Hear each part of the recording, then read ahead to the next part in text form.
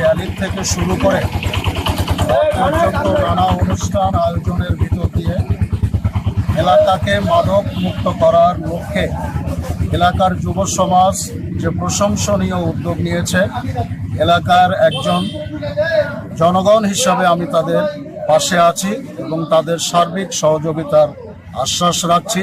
আমার বড় ভাই, আমার ছোট ভাইরা সবাই থেকে আমরা আজকে আমি এই পর্যন্ত নিয়ে আসছি।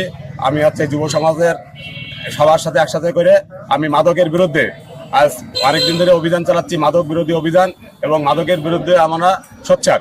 এই জন্য আমরা বড় ভাইদের সাথে করে নিয়ে, ছোট ভাইদের সাথে করে নিয়ে আমরা এই অনুষ্ঠানটা করছি এবং প্রশাসনও আমাদের সাথে আছে। সার্বিক সহযোগিতা করেছেন সদর ওসি সাহেব, তিনিও আমাদের আশ্বাস দিয়েছেন আপনার যত রকম সহযোগিতা আমরা করব, মাদকের বিরুদ্ধে আপনারা থাকবেন। যে মাদক একটা পরিবারকে ধ্বংস করে, একটা সন্তানকে ধ্বংস করে, তো আমরা এই ধ্বংসের হাত থেকে সমাজকে, পরিবারকে, মানুষকে, আমাদের সন্তানদেরকে বাঁচাতে চাই।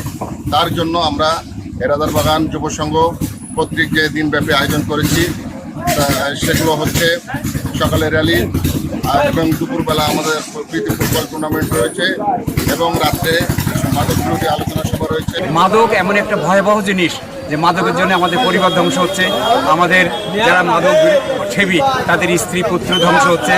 তাই মাদকের বিরুদ্ধে আমরা সবাই মিলে, এলাকার সবাই মিলে একটা কঠোর আন্দোলন করতে চাই এবং রাজারবাগানকে বাংলাদেশের মধ্যে একটা মাদক মুক্ত মডেল গ্রাম হিসাবে